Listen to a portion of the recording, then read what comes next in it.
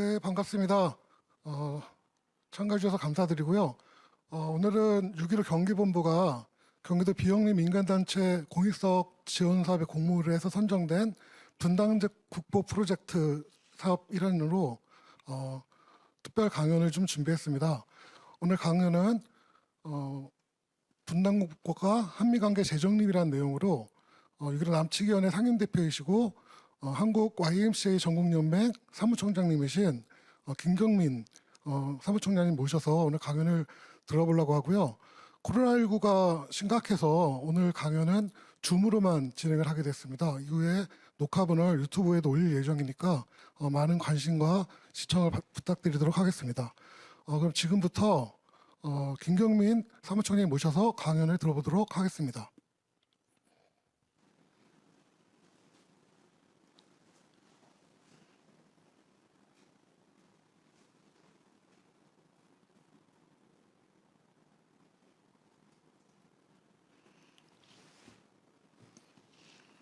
안녕하십니까.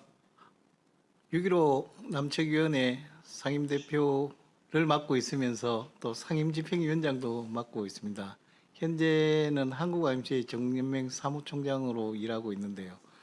오늘 6.15 경기본부 회원님들과 함께 분당극복과 한미관계 재정립이라는 주제로 함께 이야기를 나눌 수 있어서 너무 영광스럽게 생각합니다.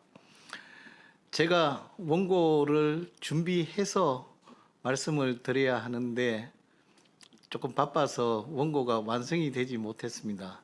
그래서 일단 먼저 말씀으로 제가 강연을 하고 그 다음에 추후에 원고로 또 보내드리도록 그렇게 하겠습니다. 용서해 주십시오. 우리 한국의 근현대 백년사는 주체를 형성해 나가는 시대였다고 생각합니다. 한국의 근대, 저는 비극적이지만 부적을 가슴에 달고 죽창을 들고 우금치를 향해 달려가면서 몰살당했던 그런 동학농민의 또 동학농민 전쟁의 역사로부터 사실은 주체를 형성하고 자주를 형성하려는 한국의 민족사, 근대사가 시작했다고 생각합니다. 그 근대 역사 이제 130년이 지났지만 아직도 우리는 일본과 미국과 그런 외세에 저항해서 우리의 주체를 세우고 우리 민족의 역사를 자주적으로 건설해 나가고 또한 분단을 극복해야 되는 시대적, 역사적 과제를 우리 앞에 안고 있습니다.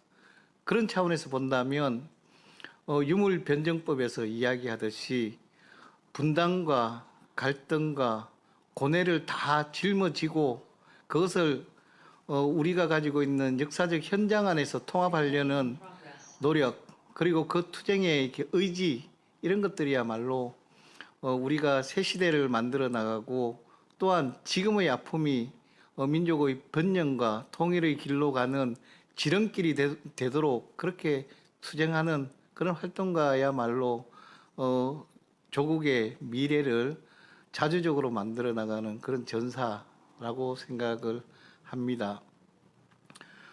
짧게는 해방 이후 해방은 곧바로 우리에게 분단을 주었고 이 분단 극복의 과제는 오늘날에도 시퍼렇게 살아있는 현 시대의 가장 시급한 역사적 과제입니다. 해방과 함께 우리가 경험했던 것은 친일 세력의 복귀와 그리고 일본과 미국의 압제 그리고 그 군정에 대한 시민들의 저항이었다고 생각합니다. 돌아보면 대한민국의 탄생은 참 못났다라고 생각할 수 있습니다. 친일 세력이 복귀했고 또 그 이후에는 친일 세력과 결탁한 군사 독재, 군부 독재가 민중들을 탄압하고 민주주의를 유린하고 또한 자본을 독점하면서 한반도를 살아가는 특히 대한민국을 살아가는 시민들을 억압해온 역사에 대해서 역사를 돌이켜볼 때 대한민국의 탄생은 참 못난 탄생이다 라는 생각이 듭니다.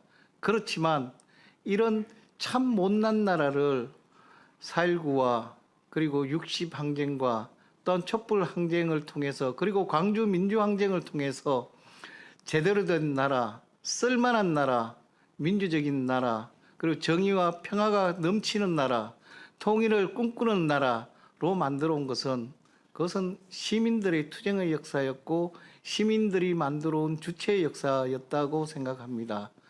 돌이켜 보건대 정부가 그리고 정치인들이 만들어내지 못한 그리고 좌절해왔던 그런 한국 근현대사의 좌절을 한국의 시민들이 한국의 민중들이 만들어내고 그래서 그래도 자랑스러운 대한민국 그리고 자랑스러운 국가를 만들어낸 주체는 민중들이었다고 생각합니다. 이민 위천이라고 그랬습니다. 백성으로 하늘을 삼는다. 우리 대한민국의 역사 안에서 이민 위천을 품고 그것을 실현하려고 했던 정부는 다른 큰데 없었다고 생각합니다. 촛불 정부를 주창하고 나온 문재인 정부도 이민 위천의 정신을 실현했다고 생각하지 않습니다. 어떤 면에서는 촛불의 성과를 다 까먹어버린 것이 아닌가라고 안타까워해야 될 정부가 문재인 정부일지도 모릅니다. 그렇지만 지난 100여 년의 투쟁을 통해서 한국의 민중들은 또 한국의 시민들은 우리가 하늘이다, 민중의 하늘이다 라는 선언들을 역사를 통해서 증명해 온 것이 우리 민족의 역사였고 민중의 역사였다고 생각합니다. 그런 민중의 승리, 위대한 시민의 승리는 여러 역사적 경과를 통해서 광주 민주항쟁과 또한 이렇게 60과 촛불 혁명을 통해서 그 극치를 향해서 그 궁극적 방향을 향해서 끊임없이 달려왔습니다. 촛불 혁명은 나름대로 한계가 없는 것은 아니지만 그럼에도 불구하고 시민들이 한국 사회의 정부를 재창출해낼 수 있고 또한 대통령을 탄핵할 수 있다는 엄정한 역사적 심판자로서의 그리고 새로운 국가를 만들어내는 주체로서의 역량을 분명히 보여준 너무나 엄정한 시민혁명이었습니다. 이 시민혁명을 기반으로 탄생한 것이 문재인 정부입니다. 문재인 정부 이제 문재인 정부는 역사적인 평가를 해야 되는 시기로 접어들고 있습니다.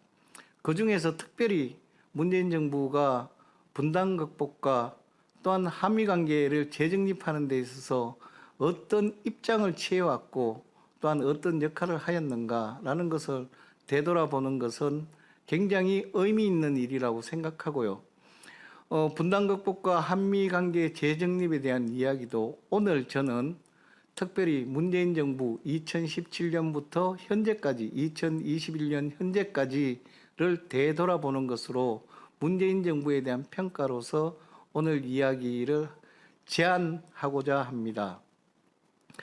말씀드렸듯이 문재인 정부는 2016년, 17년 촛불 시민혁명을 통해서 탄생했습니다. 박근혜 정부가 여러 가지 국정의 여러 문제점을 노정했음에도 불구하고 실제로 촛불혁명, 시민혁명이 없었다면 문재인 정부가 탄생할 수 있었겠느냐라는 것에 대한 다양한 질문들이 있습니다.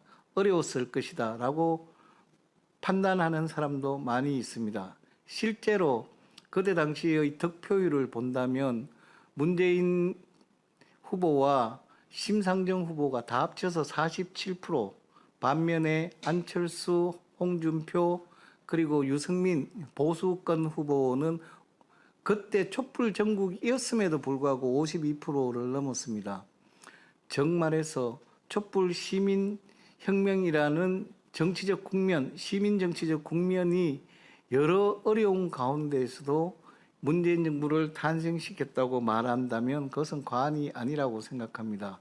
그렇지만 그런 촛불 시민혁명의 성과가 제도 정치 내에 민주당으로 국한되고 그것이 끝내는 민주당의 보수성 그리고 민주당의 기득권을 유지하는 데에만 작용해 버린 것이 아닌가라는 그 반성과 또한 이게 회환이 촛불 시민혁명을 주도했던 운동가들과 중심 세력들에 의해서 지금도 끊임없이 토론되고 있습니다. 2017년도에 화염과 분노라는 트럼프의 말처럼 한반도는 일촉즉발의 전쟁 위기 상황이었습니다. 그런 전쟁 위기 상황임에도 불구하고 문재인 정부가 한미연합군사 훈련을 중단하는 것을 전제로 2018년 김정은 국무위원장의 신년사와 평창올림픽 그리고 4월 27일 판문점 선언 그리고 5월 26일 사실은 판문점에서 김정은 국무위원장과 문재인 대통령이 다시 한번 긴급 회동을 가졌고요. 그 힘을 근거로 해서 6월 12일 싱가포르 선언이 있었습니다. 싱가포르 선언 이후 9.19 오늘 3주년을 이번에 3주년을 맞는 9.19 평양 선언이 있었습니다. 2018년도는 한반도에 평화의 따뜻한 봄바람이 부는 그런 해였다라고 평가하고 되돌아볼 수 있을 것 같습니다. 그렇지만 우리가 자세히 돌아본다면 분명히 2018년에도 심각한 위기의 징후가 있었습니다. 심각한 위기의 징후는 4.27 판문점 선언 이후 트럼프 대통령이 김정은 국무위원장과의 싱가포르 회담을 중간에 일방적으로 취소하는 과정이 있었던 점을 되돌아봐야 할 것 같습니다. 5월 26일 문재인 대통령과 김정은 국무위원장의 만남을 통해서 이 문제가 일시적으로 봉합되었던 것이다 라고 판단해 볼 수 있을지 모르겠습니다. 왜 이 말씀을 드리냐 하면 실제로 한반도 4.27 판문점 선언 이후 북미 회담의 과정이라는 것은 어떤 면에서는 거대한 대양 위에 하나의 이렇게 조각배가 뛰어드는 것처럼 위태롭게 보였습니다. 그것은 촛불혁명을 통해서 한반도의 주체가 된 시민들의 입장에서 볼 때도 우리 시민들의 주체의식과 주체 역량이 그리고 남북의 이렇게 정치 외교적 역량이 미국 하나를 감당하기에도 만만치 않다라는 사실을 보여주었기 때문입니다. 미국의 이해관계와 미국의 국내 정치의 관심과 또한 미국의 오만한 태도가 동시에 4.27 판문점 선언 이후 미국의 싱가포르 회담에 이르기까지 나타났던 것이 바로 5월 26일 판문점에서의 문재인 대통령과 김정은 국무위원장 회동의 가장 큰 이유였다고 생각합니다. 물론 그 이후에 싱가포르 선언과 평양 선언은 이렇게 나름대로 굉장히 의미 있는 성과를 가졌다고 생각합니다. 특별히 싱가포르 선언에서 조미 관계의 새로운 수립, 조미 관계의 새로운 관계의 수립이라는 것은 대단히 의미 있는 일이라고 생각합니다.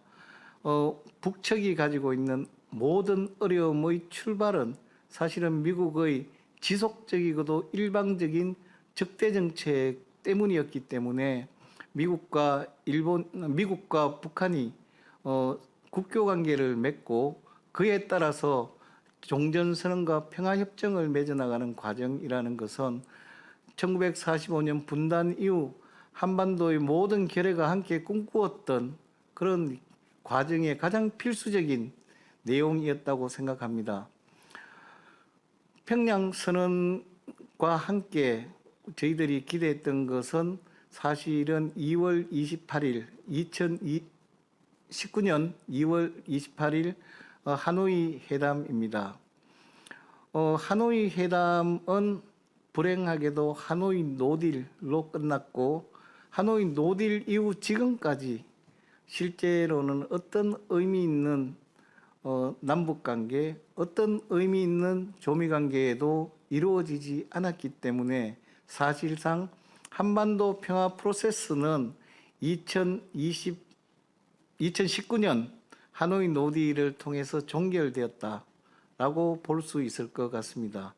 여기서도 우리는 이렇게 나름대로 2018년 11월에 워킹그룹의 형성이라든가 타미플루를 북한에 전달하는 과정에서 우리가 이렇게 체험하게 된 유엔사의 이렇게 횡포를 이렇게 발견할 수 있습니다. 한반도 평화 프로세스의 전 과정이 남북이 협력해서 헤쳐나가야 할 지뢰밭이다라는 것을 사실은 2018년 한반도 평화의 봄, 한반도 평화 프로세스가 진행되는 과정에서도 우리들은 똑똑히 기억할 수 있고 또한 반성하고 성찰할 수 있는 시기였다고 생각합니다. 혹자는 평양선언에서 영변 핵시설을 폐기하는 부분을 공개한 것이 협상상의 미스였다라고 이렇게 지적하는 사람도 있습니다. 한국이 남북 정상이 결의한 것을 미국이 인정하고 거기에 조인할 리가 없었다. 뭐 그런 차원의 이야기인데요. 그런 부분들을 다 포함해서 일정하게 이렇게 정치한 외교 정치적 영역도 있겠지만 기본적으로는 2018년 한반도 평화의 봄 과정에서도 여러 군데에 우리가 잊지 말아야 할 미국의 대한반도 정책에 대한 독점적 관리에 대한 의지, 그리고 미국의 행포, 이런 것들을 반복적으로 확인할 수 있었다. 이렇게 정리할 수 있을 것 같습니다. 2019년 하노이 노딜은 너무나 황망한 그런 상황이었고, 하노이 노딜 이후에 가장 중요한 내용은 북한에서 이제 미국과 다시 만나게 될 때는 셈법을 바꾸어라. 그렇지 않으면 만나지 않겠다라는 선언. 또 두 번째로는 그 대한민국 남한 정부에 대해서 북측이 요구한 당사자로서의 역할에 대해서 한국 정부가 어떻게 대응해 왔는가라는 차원들을 되돌아보는 것이 중요할 것 같습니다. 하노이 노딜 이후 실제로는 새로운 모멘텀은 6월 30일이죠.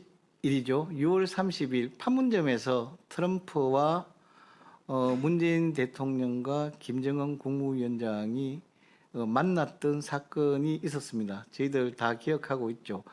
G20 회의가 도쿄에서 있은 이후에 트럼프가 판문점으로 날라온 거죠. 그래서 많은 사람들이 새로운 한반도 평화 프로세스의 재개에 대한 기대를 가졌던 것이 사실입니다. 저는 이 부분에서 꼭 잊지 말아야 할 것, 혹은 앞으로 또 한반도의 분단 극복과 통일을 위해서 반드시 체크하고 가야 되는 부분이 있다고 생각합니다. 그것은 일본의 역할입니다.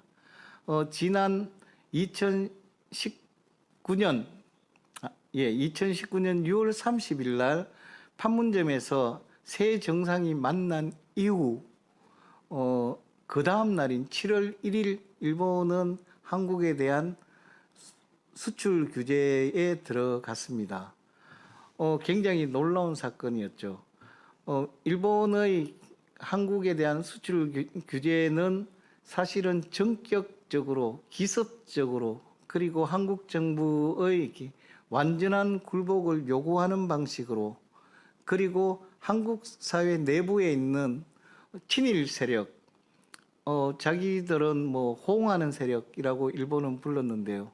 정말해서 보수 정당과 또한 보수 언론, 이런 세력들의 호응에 따라서 한국 사회, 한국 정부가 이렇게 완전히 굴복하게 만들고, 한국 정부를 완전히 굴복하게 만들고, 그 다음 해에 있는 4월 15일 총선까지 영향을 미치겠다라는 일본의 사실상 한국에 있는 진보 정부라 그래야 됩니까? 촛불 정부라 그래야 됩니까? 그런 문재인 정부를 이렇게 제압하려는 강력한 시도가 있었던 것을 우리가 기억하고 있습니다. 그야 정부는 이런 일본의 수출 규제에 대해서 대단히 강력하고 창조적으로 대응했던 것은 사실입니다. 그렇지만 되돌아 본다면 일본의 수출 규제에 대해서 초창기에 문재인 정부는 굉장히 당황했습니다. 그리고 보수 정당이라든가 보수 언론들의 문재인 정부에 대한 공격도 굉장히 높은 강도로 진행되었습니다. 저는 이런 문재인 정부가 공략당할 때 다시 한국의 시민들이 노 자펜, 노 아베라는 운동으로 떨쳐나왔고, 또한 이것이 일본 제품에 대한 불매운동으로 광범위하게 전 시민적 호응을 받으면서 전개되어 나갔다라는 것이 일본의 수출 규제에 문재인 정부가 성공적이고 효과적으로 대응하기 위한 절대적 힘이었다라고 생각합니다. 한국의 시민들은 문재인 정부를 세우는데도 결정적인 역할을 했을 뿐 아니라 또한 문재인 정부를 지키는데도 결정적으로 중요한 역할을 해왔습니다. 언제든지 정부를 넘어서는, 정부를 초과하는 시민의 힘, 정부를 초과하는 민중의 힘, 이것이 우리 한국의 근현대사를 통해서 우리가 반복적으로 확인해온 한국 민족의 저력이라고 생각합니다.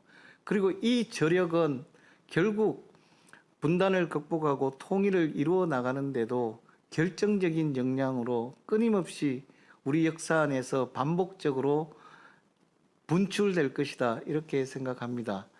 제가 이렇게 문재인 정부의 수출 규제에 대한 대응을 잘했다라는 말씀을 드리기보다 제가 이 부분에서 드리고 싶은 말씀은 사실은 그 수출 규제라는 과정을 통해서 실제로는 그 한반도 평화 프로세스의 판문점 해동의 그 모멘텀이 완전히 사라졌다라는 사실입니다. 여러분들도 잘 아시다시피 그 판문점 선언의 모멘텀을 통해서 2019년 하반기에는 의미 있는 남북 간에 그리고 조미 간에 여러 가지 활동과 해동들이 있을 것이라고 기대했지만 한국 정부는 사실은 수출 규제에 대응하는 데 총력전을 쏟았고, 또한 스톡홀름에서 11월에 만났죠. 11월에 조미 실무회담이 있었지만 그 부분도 성과 없이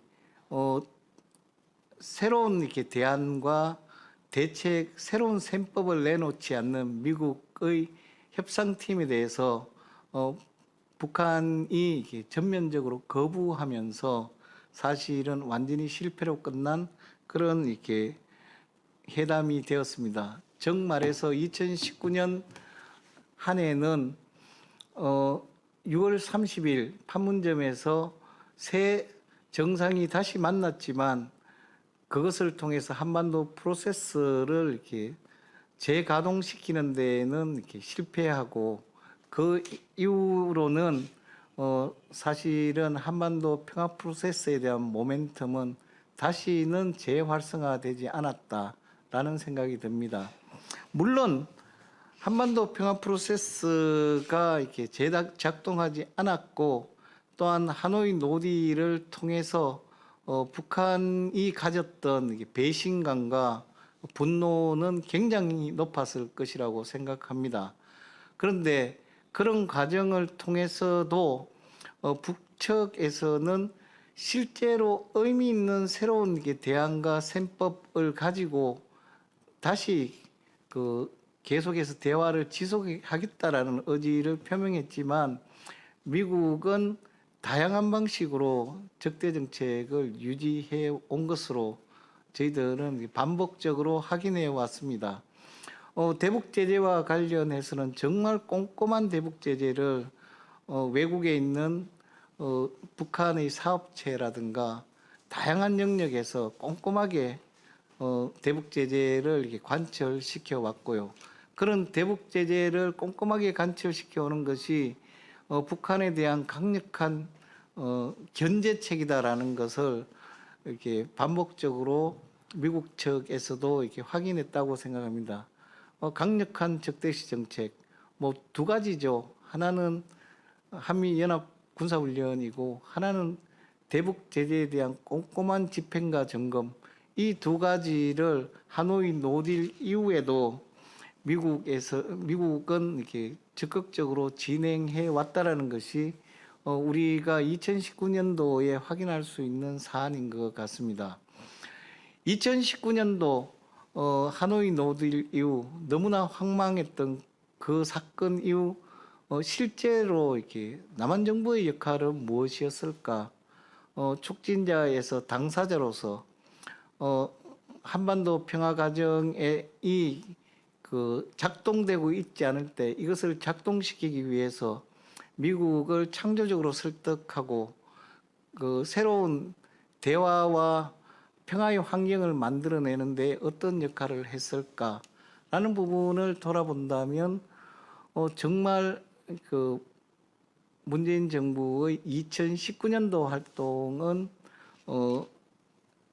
되돌아보기 평가할 만한 것이 없는 그런 이렇게 굉장히 비자주적인 비주체적인 그런 정책과 태도로 일관했다고 생각합니다. 2020년 코로나와 함께 2020년이 시작되고 이 코로나 환경은 남북 관계를 여러 가지 영역에서 얼어붙게 했고 또한 조미 관계에도 이렇게 어려움 속에 있게 했다고 생각을 합니다. 물론 북측에서는 하노이 노딜 이후 미국과의 직접적인 대화를 중심으로 해서 움직였고 그렇기 때문에 이렇게 한국의 역할은 이게 상대적으로 없거나 아주 미약했다라고 볼 수 있는데요. 그러면서도 2020년은 4월 15일 총선거가 있었습니다. 국회의원 선거였죠. 국회의원 선거는 한국에 있는 여러 시민들도 지금까지 여소야대라는 국면에서 정부가 할 수 있는 것이 얼마나 있겠느냐라고 상대적으로 이렇게 정부에 대해서 배려하면서 2020년 4월 15일 총선거에는 여당이 180석을 얻을 수 있도록 그렇게 충분히 국민들은 문재인 정부를 이렇게 지지해 주었다고 생각합니다. 문재인 정부의 이렇게 그런 180석에 달하는 총선의 압승은 새로운 기대를 열어놓았습니다. 물론 이게 4.27 판문점 선언이라든가 평양 선언에 대한 국회 비준 뿐만 아니라 여러 국면에서 한반도 평화 프로세스가 재작동할 수 있는 절호의 기회다라는 것을 한국의 이렇게 시민들은 또한 평화 운동가들은 기대했습니다. 저는 북한도 기대하지 않았을까라고 생각을 합니다. 물론 그런 기대에 대해서 문재인 정부가 어떤 것도 할 수 없다라는 문재인 정부의 소극적이고 또한 이렇게 정책을 내어놓지 못하고 돌파구를 찾아내지 못하는 것에 대한 북한의 이렇게 입장, 북한의 이렇게 의사 표현은 여러분들이 잘 아시다시피 개성 남북 공동연락사무소 폭파로 나타났습니다. 6월 15일은 6.15 20주년이었습니다. 6.15 20주년 행사를 마치고 바로 6월 16일 날 그 남북 공동연락사무소를 개성에 있는 북측에서 폭파하였습니다. 일부 보수 언론에서 굉장히 큰 비난을 하였음에도 불구하고 개성연락사무소 폭파 과정을 이렇게 되돌아본다면 그것은 북측에서는 역량은 극대화하고 그런 효과는 극대화하면서도 사실상 남북 상호 간 피해가 최소화되는 방식으로 남측에 대해서 북측이 생각하는 요구, 의사를 이렇게 전달한 것이라고 생각이 듭니다. 물론 거기에는 이렇게 몇 가지 메시지가 있었다고 생각합니다. 6월 16일 남북 공동연락사무소 폭파 이후에 시민단체들 또 통일단체들이 긴급 기자회견을 가졌습니다. 지금 제가 기억하기로는 아마 이렇게 한 몇 가지 정도 요구사항이 있었던 것 같은데 그때 당시에 기자회견의 주 내용은 올 것이 왔다. 문재인 정부가 남북 평화 과정을 전혀 작동시키지 않고 남북 관계의 문제를 자주적으로 해결하려는 노력을 보여주지 않았기 때문에 올 것이 분명히 왔다. 올 것이 왔다라는 것이 그때 전체적으로 기자회견에 참여한 발언자들의 이렇게 입장이었습니다. 특별히 남북 합의 이행이라든가 워킹 그룹의 여러 가지 문제에 대한 그 개입 이런 부분들에 대한 비판이 굉장히 많았고요. 특별히 그때 돌아보면 외교 안보 라인에 대한 전면적 교체라는 부분에 문제 제기가 있었습니다. 외교 안보 라인의 전면적 교체라는 건 결국 그 친미 외교 라인으로서는 도저히 남북 문제를 풀어나갈 수 없다라는 판단, 그리고 워킹그룹의 해체는 사사건건 남북관계를 고압적으로 관리하고 미국의 의지만 일방적으로 이렇게 관철시키려는 태도, 그 다음에 이렇게 남북 합의 이행에 대한 요구는 여러분들 다 너무 잘 아실 거라고 생각을 합니다. 그런 부분에 대한 요구가 강력하게 있었고요. 문재인 정부가 일부 친미 외교 라인을 이렇게 자주파라는 방식으로 일부 교체하는 형식은 취했다고 생각을 합니다. 그런데 돌이켜 본다면 사실은 그 4월 15일 그 대통령 국회의원 선거 이후 11월 1일 미국의 총선 기간, 대통령 선거 기간까지는 자주 남북 간에 이게 자주적 공간이 열릴 수 있는 절호의 기회이기도 하다고 판단을 했습니다. 미국이 트럼프와 바이든 간에 이렇게 격렬한 대통령 선거 국면으로 들어가고 그런 과정에서 이게 한반도 프로세스에 대한 꼼꼼한 그 관리와 통제가 가능하지 않는 느슨한 공간이 창출된다면 이 공간 안에서 남북이 자주적으로 상호 협력하면서 남북 합의 이행에 가능한 내용들을 순차적으로 일부 미국과 의견을 대립하면서도 만들어낼 수 있다. 그리고 그렇게 해야만이 남북 관계가 재돌파될 수 있다라는 것이 모든 대부분의 전문가와 또한 이렇게 활동가들의 의견이었습니다. 물론 문재인 정부는 그 어떤 시도도 하지 않았습니다. 사실은 11월 1일 바이든 대통령이 당선되기까지 열릴 수 있다고 생각했던 남북 간의 이렇게 그 나름대로 자율적인 공간, 자주적인 공간을 문재인 정부는 이렇게 어떤 대담하고도 창조적인 기획을 통해서 이렇게 실현하려고 하는 노력을 보여준 바는 없습니다.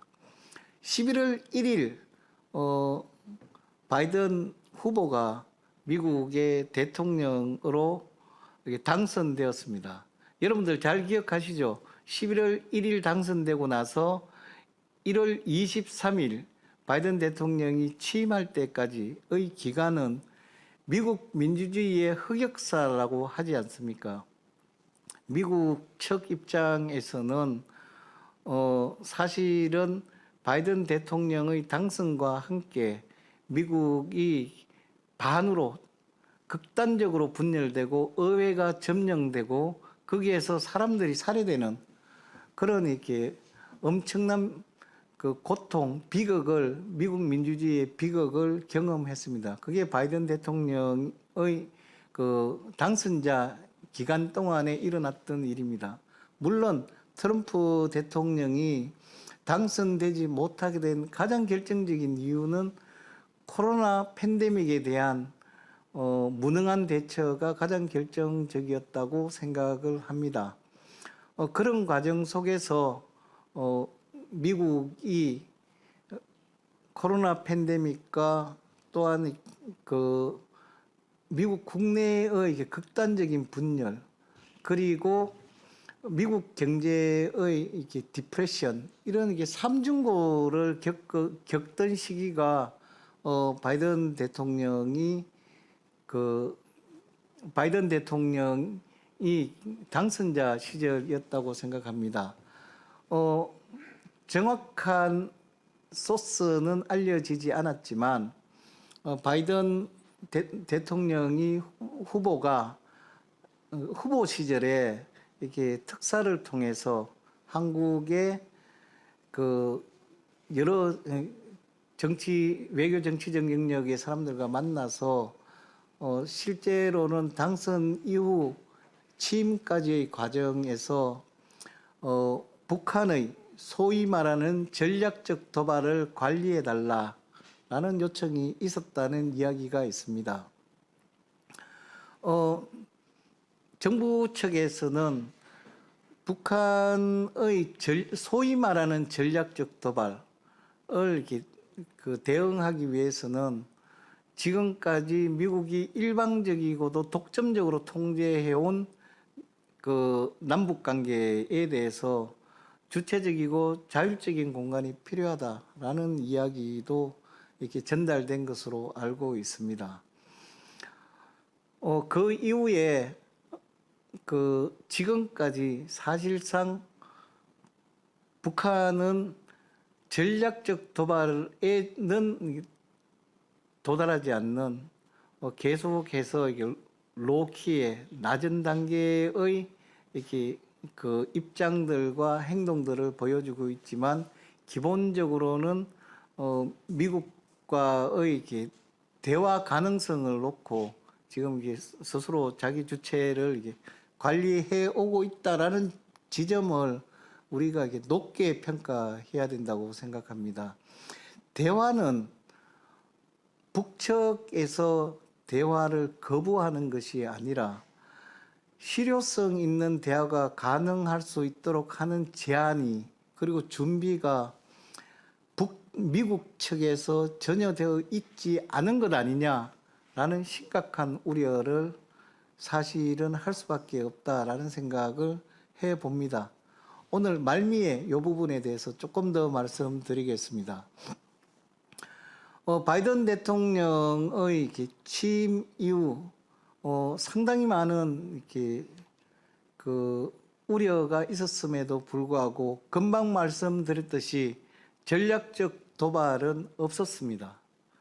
그리고 거기에 준하는 미국의 대북 관리가 립 서비스 차원에서 저는 뭐 있었다라고 생각을 합니다. 돌이켜 본다면 바이든 대통령의 당선이 한반도 평화 프로세스에 어떤 의미를 가질 것이냐, 당면한 과제는 무엇인가라는 문제에 대해서 2021년 초두부터 상당히 많은 논쟁과 토론들이 있었던 것으로 알고 있습니다. 제일 우려했던 하는 바는 바이든 정부는 실무형 그 북핵 회담을 중심으로 해서 이끌어 갈 것이기 때문에 사실상 시간도 많이 들고 의미 없는 마찰들이 반복될 것이다라는 굉장히 많은 비관론이 있었던 것이 사실입니다. 조금 전에도 말씀드렸듯이 코로나 팬데믹의 상처, 그리고 그 대통령 과정을 통한 극단적인 분열, 그리고 경제적인 어려움, 그리고 대외 관계에서도 이란 핵협정 복원이나 아프가니스탄 문제의 정리라는 국내외적 그 사업의 정책의 우선순위 안에서 북한 문제, 북핵 문제, 혹은 이렇게 북미 실무 협상 혹은 북미 정상회담 등의 이렇게 북한 의제는 미국의 외교 정책에 이렇게 후순위로 밀려가서 혹자는 2022년 후반기나 되었어야 북핵 문제나 이게 북한 문제에 대한가 이게 미국의 이게 정책, 바이든 정부 정책에 이렇게 등장할 것이다. 뭐 이런 비관적인 이야기를 하면서 사실상 문재인 정부의 한반도 평화 프로세스는 종결되었다. 뭐 이렇게 평가하는 사람들도 많이 있었습니다. 바이든 정부가 등장하면서 사실은 주목해야 될 부분은 바이든 정부도 트럼프의 정책을 이어받아서 사실은 대중국 봉쇄 전략을 굉장히 중요한 미국의 군사 외교적 세계 지배 전략의 이렇게 한 축으로 선택하였다는 사실입니다. 그야 이렇게 되는 이유는 중국에 대한 미국 시민들의 혐오도가 이게 70%를 넘어섰다라는 유권자의 현실을 반영하는 것이기도 하다. 그 외에도 여러 가지가 있겠죠. 어쨌든 그런 미국의 대중국 봉쇄 프로그램은 네 가지 틀로 진행이 된다라고 봅니다. 하나는 트럼프 시대에 공식화되었던 정식화되었던 인도 태평양 전략이라는 큰 틀 아래서 대중국 봉쇄 전략이 이게 기획되고 있고요. 그 다음에 두 번째로 본다면 조금 더 폭을 줄인다면 쿼드를 통해서 중국을 봉쇄하겠다는 전략이죠. 인도, 호주, 일본 그리고 미국이라는 다이아몬드 지정학적으로 다이아몬드형 대중국 봉쇄 그 축을 만들어 나가는 작업 이런 것이 있었고요. 이것과 관련해서 사실은 한국, 베트남, 뉴질랜드를 쿼드 플러스 체제로 이렇게 참여시키려는 굉장히 집요한 시도가 저는 있었다고 생각합니다. 한반도 전문가들, 외교 전문가들께서는 미국이 한 번도 한국에게 쿼드 참여를 요구한 적이 없다라는 이야기를 공식화하고 있지만 사실상 블링컨 국무장관이 일본을 방문하고 한국을 방문해서 정의용 외교부 장관과 이렇게 만났던 전 과정에서 실제로는 엄격하게 그리고 강력하게 쿼드 플러스 참여를 이렇게 압박한 것으로 그렇게 생각해야 됩니다. 그런데 그것보다 더 심각한 것은 사실은 한미일 군사동맹 체제를 만들려고 하는 것입니다. 한미일 군사동맹 체제가 만들어지면 자연스럽게 북러 중국의 군사동맹 체제가 형성될 것이고 한반도는 대륙 세력과 해양 세력 간의 양대축으로 분할되는 최전선에 위치하게 됩니다. 분단 상황을 극복하기보다는 냉전 상태가 복원되면서 심화되는 그런 형태가 바로 한미일 군사동맹 체제를 만들어내는 것인데 미국의 이해관계 안에서 특별히 아시아 정책 안에서 한미일 군사동맹 체제를 만들어내는 것은 미국이 굉장히 중요시하는 전략적 과제다라는 차원을 지금도 간과해서는 안 될 것 같습니다. 물론 이 문제와 함께 주한미군의 이렇게 역할에 대한 재조명, 재조정 이런 문제가 있죠. 이번에 방위비 분담금 터무니없이 많이 이렇게 책정을 했고 또 매년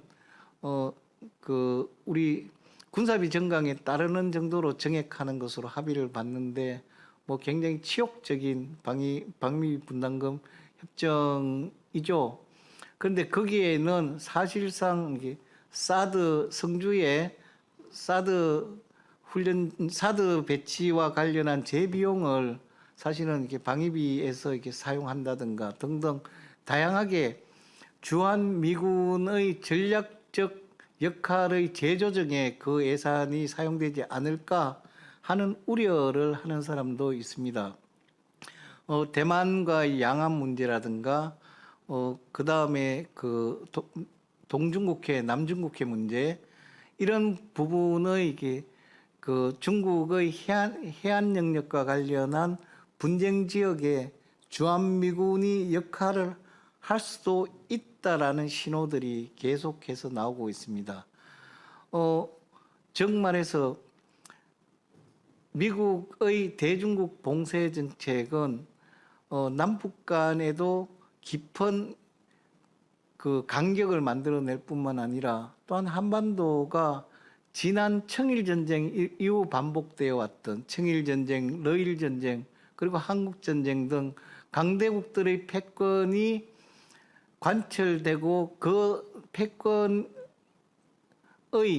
현장이 되는 그런 게 비극이 다시 발생할 수 있다는 차원에서 실제로는 미국이 지금 대중국 봉쇄 정책으로 시행하고 있는 한미일 군사동맹이나 주한미군 역할 재조정의 문제라든가 쿼드 문제 이것은 끊임없이 높은 주의력과 관심을 가지고 또 최선을 다해서 투쟁해서 이것을 저지해야 되는 과제로 우리에게 남아있는 것이 아닌가 이렇게 생각을 합니다. 실제로 미국의 대중국 봉쇄 정책은 미국 바이든 정부의 전략적 이해관계이기 때문에 이 전략적 이해관계를 관철하기 위한 바이든 정부 그리고 블링컨 설리번의 이렇게 시도는 계속해서 집요하게 계속될 것이다.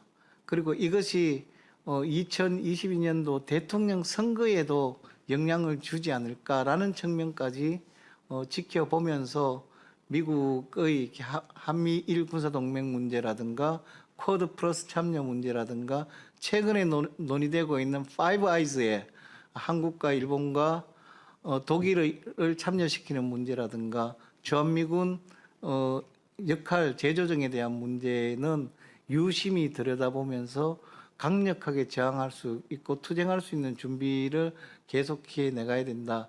시민의 힘과 소리의 조직이 무엇보다 중요한 것이다. 뭐 이런 생각을 하고 있습니다. 돌이켜 본다면 바이든 대통령의 취임 이후에 블링컨 국무부 장관이 일본을 방문하고 그리고 한국을 방문해서 정의용 외교부 장관을 만났습니다. 4월 달이죠. 그리고 5월 23일인가 한미 정상회담이 있었는데 저는 이 과정에서 몇 가지 주목해야 될 점이 있다고 생각합니다. 실제로 블링컨은 일본의 이렇게 카운트 파트너를 만날 때 파란 리본을 달고 왔다고 합니다. 파란 리본이라는 것은 북에 납치되어 있다는 일본인의 문제를 기억하고 회고하기 위한 상징인데요. 미 국무부 장관이 파란 리본을 달고 일본의 이렇게 장관과 만났다라는 점을 저는 깜짝 놀랐습니다. 바이든 정부가 또 오바마 정부가 했듯이 친일 정부로서 한국을 일본의 뜻에 따라서 압박하는 것을 반복하지 않을까라고 상당히 우려하고 있습니다. 그리고 또 그때도 했고요. 그런데 재밌는 것은 그때 정의용 장관과 만나서 한반도 비핵화라는 개념을 정리했습니다. 물론 그 일본은 북핵 비핵화입니다. 그런데 북핵 비핵화라는 것은 사실은 판문점 선언과 싱가포르 선언에서 둘 다 찾아볼 수 없는 개념입니다. 싱가포르 선언이든 판문점 선언에서는 다 한반도 비핵화로 공식 양 정상이 합의하고 명기했습니다. 한반도 비핵화라는 개념은 그래서 양보할 수 없는 전략적 개념이다라고 생각을 합니다. 한미 정상회담을 잠깐 돌아보면 한미 정상회담 전에 스가 총리가 미국을 방문해서 바이든 대통령과 만났죠. 그때 해프닝이 기자회견 당시에 있었는데 스가 총리가 CVID를 그 바이든 정부와 합의했다라는 이야기를 했는데 바이든 대통령이 인정을 하지 않았습니다. 물론 미일 정상 공동성명에도 그 내용은 들어와 있지 않았습니다. 반면에 그 문재인 대통령과 바이든이 만났을 때 그 완전한 비핵화라는 개념으로 정상회담 성명서에 명기되어 있습니다. 정말에서 한반도의 완전한 비핵화라는 판문점 선언과 싱가포르 선언의 가장 핵심적인 비핵화와 관련된 내용이 그대로 개성되었다라는 것을 사실은 한미 정상회담 기자회견과 한미 정상회담 성명서를 통해서 확인할 수 있습니다. 물론 이 내용은 한미 정상회담을 통해서 판문점 선언과 싱가포르 선언을 계승한다라는 것으로 더 구체화되어서 명시되었습니다. 바이든 정부의 출범 때 우려했던 여러 가지 중에서 저는 이게 정부가 한미 정상회담의 과정 속에서 상당히 노력했다. 그리고 이렇게 일본과의 한반도 평화 프로세스와 관련된 경쟁 혹은 이게 게임에서는 그 크게 이렇게 승리한 그런 이렇게 외교적인 승리다. 뭐 이렇게는 평가할 수 있을 것 같습니다. 정말에서 한반도의 완전한 비핵화를 전제로 하고 싱가포르 선언과 판문점 선언을 개성하면서 또한 미국의 외교 정책에서 후순위로 밀릴 것 같은 그런 이렇게 그 북핵 문제를 한반도 비핵화의 문제를 그 외교의 우선순위로 끌어당기겠다라는 부분에서는 이렇게 상당한 성과다. 한미 정상회담은 그렇게 봅니다. 그런데 여러분도 다 그날 목격하셨겠지만 바이든 대통령과 문재인 대통령의 기자회견장에서 기자들은 다 질문을 무엇을 했냐 그러면 가자 지구의 그 이스라엘 정부의 폭격의 문제를 한미 정상회담의 성명서를 발표하는 장소에서 상당히 많은 기자들이 이스라엘 정부의 가자 정부 폭격에 대한 질문을 했습니다. 저는 뭐 상당히 그때 상황에 대해서 모욕감도 느끼고 우려도 했는데 한미 정상회담에서 한국 정부는 강력하게 한반도 평화 프로세스의 재작동을 위해서 이렇게 바이든 정부를 이렇게 압박했음에도 불구하고 현안에서는 사실은 미국의 이렇게 언론의 관심을 받고 있지 못하다라는 라는 아쉬움을 전 가질 수밖에 없었습니다. 굉장히 아쉬웠다고 생각을 하고요. 그 이후에 실제로는 이제 한미 정상회담에 대한 평가에서 두 가지 이야기가 있었죠. 뭐 무난했지만 2% 부족하다, 혹은 불쏘시개가 없다, 뭐 이런 평가가 있었습니다. 2% 부족하다든가 불쏘시개가 없다라는 부분은 사실은 하노이 노딜 이후 일관되게 주장되어 왔던 북측이 다시 이렇게 협상장으로 나오게 될 때의 그 성과, 그리고 또 회담장으로 나오기 위한 나름대로의 그 셈법의 변화라는 부분을 미국이 전혀 제시하고 있지 않다라는 사실에 대한 이렇게 우려였습니다. 7월 27일 남북 공동 통신선이 뭐 복구되었고, 그 이후에 또 이렇게 15일 만에 다시 그 폐쇄되었고요. 한미 연합군사 훈련했고, 최근에는 인도적 지원과 관련해서 한일, 한미 뭐 그 관련한 수석 대표 성김을 비롯한 수석 대표들의 회담이 이렇게 또 계속 있습니다. 5분밖에 안 남아서 이제 정리를 좀 드리면요. 지금까지 이렇게 쭉 돌이켜 본다면 미국은 앞으로 어떻게 나올까라는 부분입니다. 지난 6.15 당시에 6.15에 이렇게 그 미국 측 위원회에서 이렇게 과 함께 토론을 가졌는데요. 그때 했던 이야기 중에 사실은 미국인들은 바이든 정부가 가지고 있는 가장 중요한 입장은 전략적 인내를 견제하는 것이다. 즉 현실적으로 상황 관리만 하면서 결국은 오바마 정부 버전 2로서의 전략적 인내를 계속해서 해갈 것이다 라는 그 분석이 있었습니다. 저는 그 분석에 대해서 굉장히 귀 기울여야 한다. 정말해서 미국이 여러 가지 방식으로 코스프레를 하지만 사실은 지금까지 나오는 사람은 최근에는 성김밖에 없죠, 그죠? 더 이상의 상부층에서 전혀 움직이지 않고 있습니다. 등등 해서 볼 때 미국이 그 전략적 인내 버전 2로 이게 진입한 것으로 봐야 하는가라는 부분을 유심히 살펴봐야 된다고 생각합니다.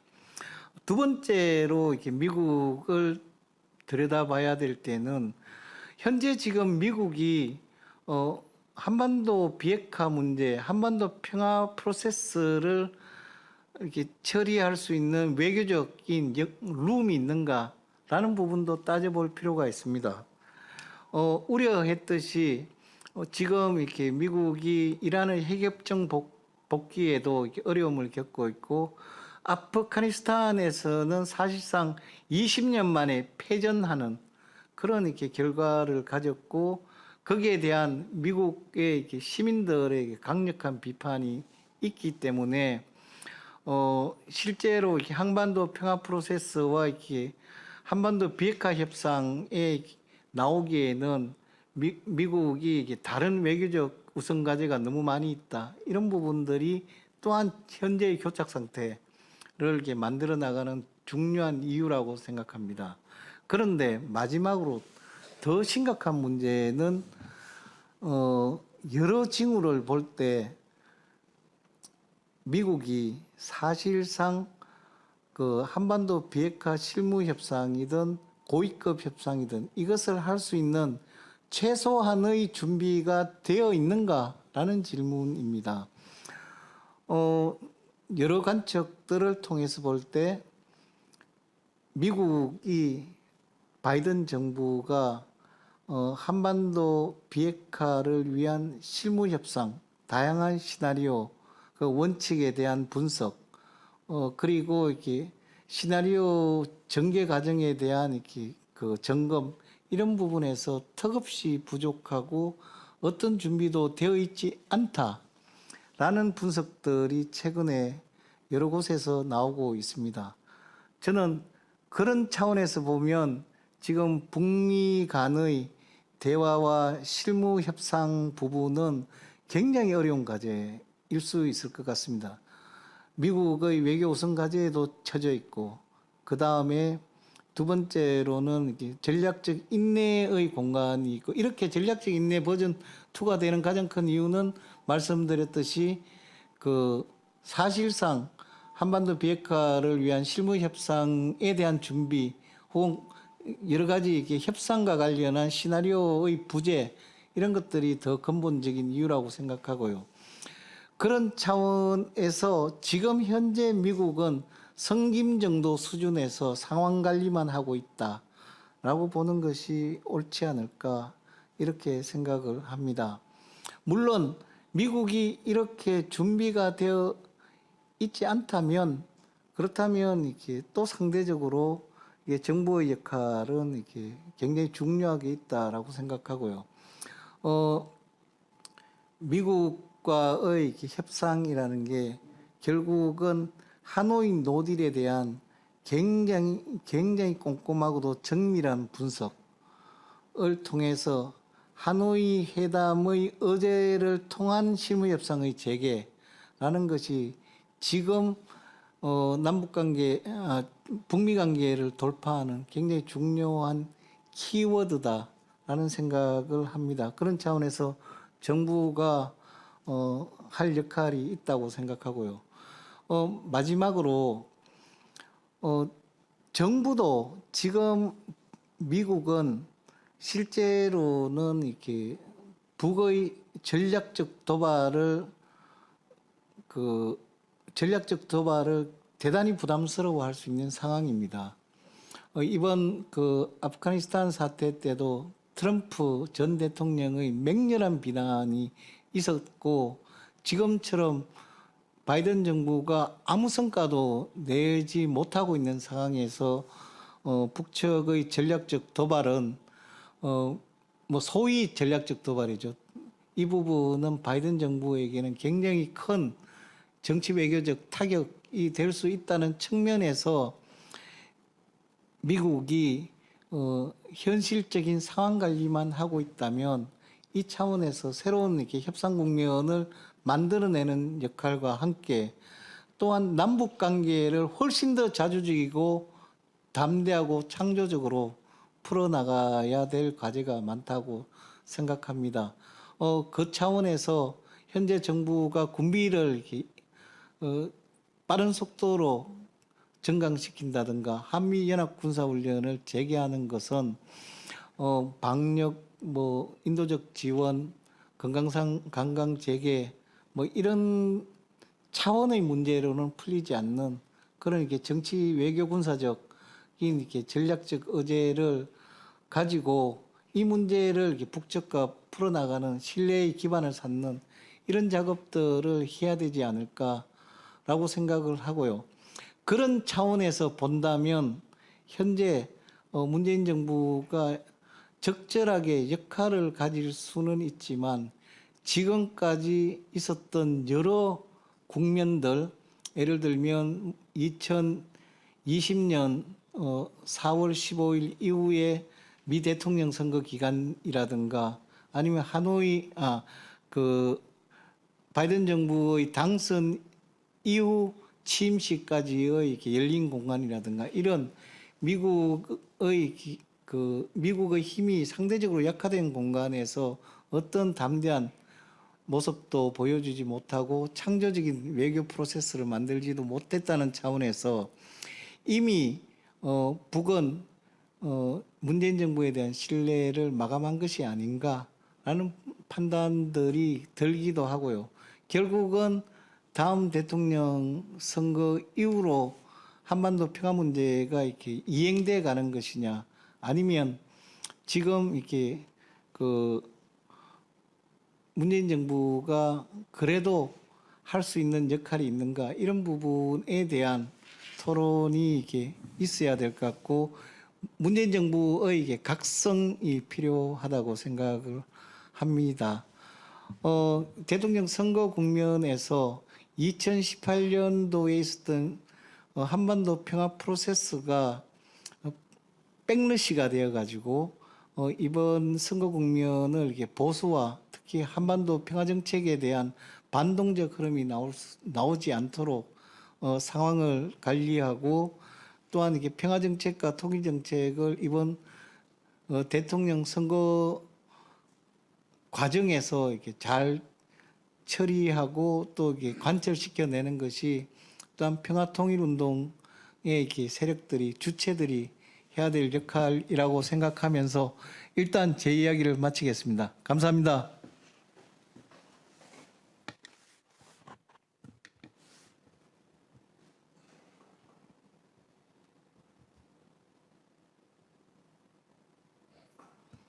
네, 감사드립니다. 문재인 정부가 집권한 2017년부터 한미 관계, 남북 관계, 그리고 조미 간의 이 주요 사건들을 짚어보면서 우리가 한반도 평화 번영 통일을 위해선 지금의 이제 한미 관계로는 어렵다. 뭔가 좀 새로운 변화가 필요하다는 말씀을 좀 해주실 것 같고요. 좋은 강연을 해주셨는데 혹시 질의응답이 있으신 분들은 줌 화면을 켜주시고 신호를 보내주시면 질의응답을 받도록 하려고 합니다. 참가자분들은 줌 화면을 좀 가능하시면 틀어주시고 비록 저희가 코로나 때문에 줌으로 만나지만 서로 좀 인사도 좀 나누시면 좋을 것 같습니다.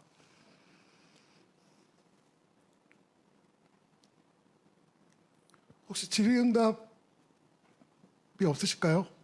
예, 한번 질의할까요? 네, 그럼 저 오랜만에 아는 사람의 윤기종 대표님. 안녕하세요. 네, 강의 잘 들었습니다.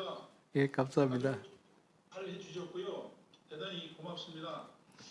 한 가지 의견을 구하고 싶은데 문재인 정부에서 새로운 전향적인 대북 관계가 나오기는 이제 이미 틀렸다 하는 생각이 듭니다. 그럼에도 불구하고 방법이 하나 있을까 하는 점에 대한 의견을 구하고요. 다른 하나는 지금 나온 대통령 후보들 소위 그 중에 누가 돼도 이 판을 깰 수가 있을까? 그런 용기 있는 사람이 있을까? 우리가 그런 기회를 가질 수 있을까? 이 두 가지 질문을 좀 고견을 듣고 싶습니다. 고맙습니다. 예. 윤기정 이사님 너무 반갑습니다. 저보다 더 잘 아실 건데 제가 생각하는 부분을 이렇게 좀 말씀을 드리면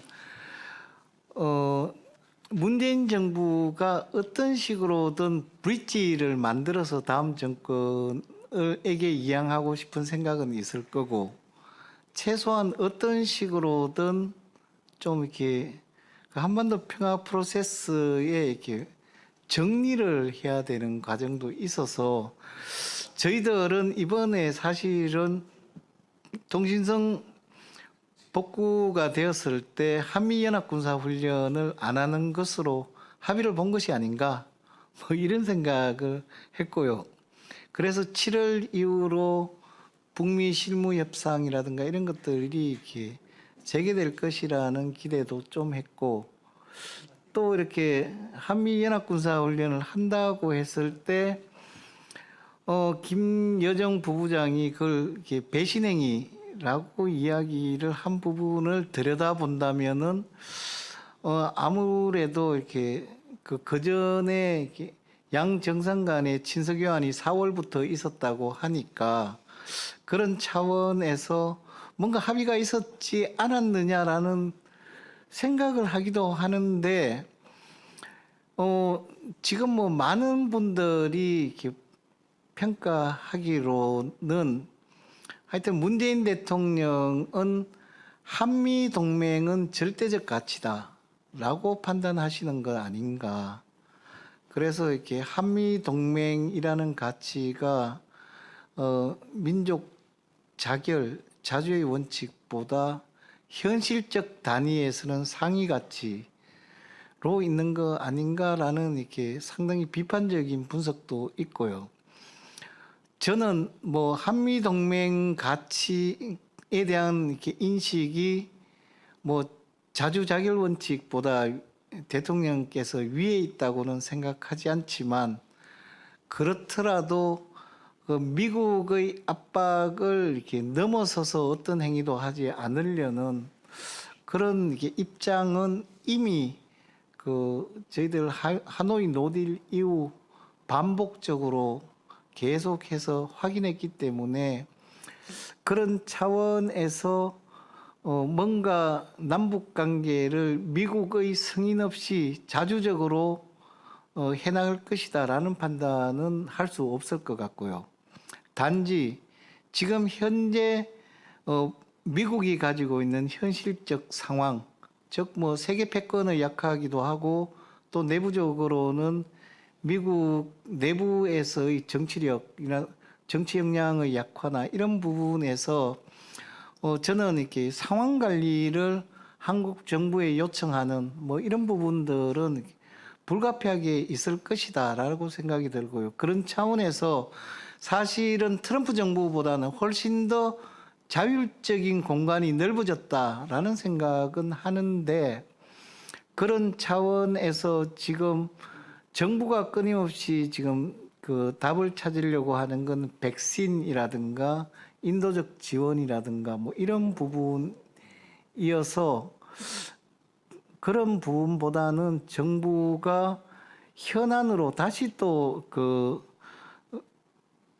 북한이 이렇게 협상에 나올 수 있도록 하려면은 의미 있는 대북 제재 완화에 대한 문제라든가, 아니면 이렇게 한미 연합 군사 훈련에 대한 이렇게 그 상당히 이렇게 책임 있는 이렇게 연기, 최소한 중단은 아니더라도 이런 정도의 조치를 취해야지 저는 이렇게 북한이 그 협상에 나올 수 있는 최소한의 정당성을 확보할 수 있다는 생각이 들거든요.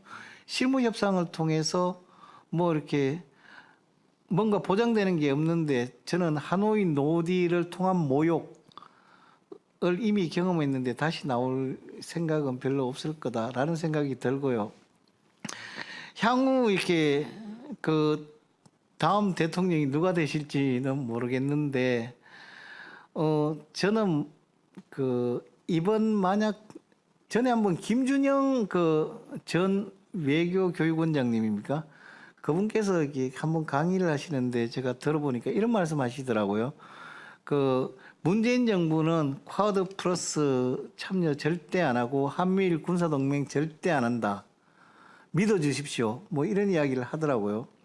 그럼 그건 다른 말로 하면은 미국의 전략적 이해관계와 가장 맞는 세력은 누굴까? 국힘당인가? 뭐 이렇게도 생각해 볼 수 있어서 제가 그때 질문은 안 드렸지만 섬뜩하더라고요. 그만큼 사실은 미국이 이게 한반도, 특히 이게 대한민국에 대한 외교, 정치, 경제, 군사적으로 이게 상당히 깊은 그 강력한 장악력과 이렇게 레버리지를 갖고 있다, 뭐 이렇게 들리기도 하는데, 그렇더라도 저는 백기환 선생님 말씀하셨듯이 그 사실은 문재인 정부는 모든 그 통일 외교안보 정책에 시민사회랑 함께한 적은 한 번도 없습니다. 시민사회를 그냥 적절하게 활용한 적은 있지만 시민사회와 함께 간다라는 생각은 상당히 약하셨던 것 같은데, 저는 결국 어떤 대통령이든 시민과 함께 가는 평화 문제를 함께 동행하는 대통령이라야지 그나마 이렇게 미국의 그 통제를 뚫고 할 수 있다라는 생각이 들고요. 그런 차원에서 지금 뭐 홍준표 그 후보가 보니까 각자 서로 관심 갖지 말고 따로 살자 뭐 그런 이야기를 이렇게 그 했던, 그러니까 연합논의, 연합국가론 뭐 이런 부분인 것 같은데, 그런 이야기를 한 것 같은데요. 실제로는 그 보수 정부가 만약 집권하면 전 상호주의가 되풀이될 것 같습니다. 그래서 북한이 조금 하면 그것과 똑같이라고 하는 상호주의적 방식으로 하면서 갈등이 이게 점점 고조되는 방식으로 이렇게 갈 가능성이 높기 때문에 그런 차원에서 좀 우리 국민들이 이렇게 좋은 분, 평화 대통령, 평화 통일 대통령을 이렇게 잘 선택해서 뽑았으면 좋겠고, 뭐 그런 차원에서 저는 이렇게 만약 시민과 함께 가는 대통령이라면 또 이렇게 그 미국 문제를 이렇게 미국의 압박, 또 한미 동맹의 족쇄, 그다음에 한미일 군사 동맹을 요구하는 압박, 뭐 이런 것들을 이렇게 슬기롭게 현안 중심으로 풀어 나갈 수 있지 않을까, 뭐 이렇게 생각합니다. 죄송합니다. 이게 답변이 너무 이게 똑같은 답변이지만 제가 지금 가지고 있는 상상력은 이 정도 같습니다. 네, 고맙습니다. 예, 감사합니다. 혹시 또 다른 질의응답이 있으시면 응답을 질문을 해주시면 감사하겠습니다.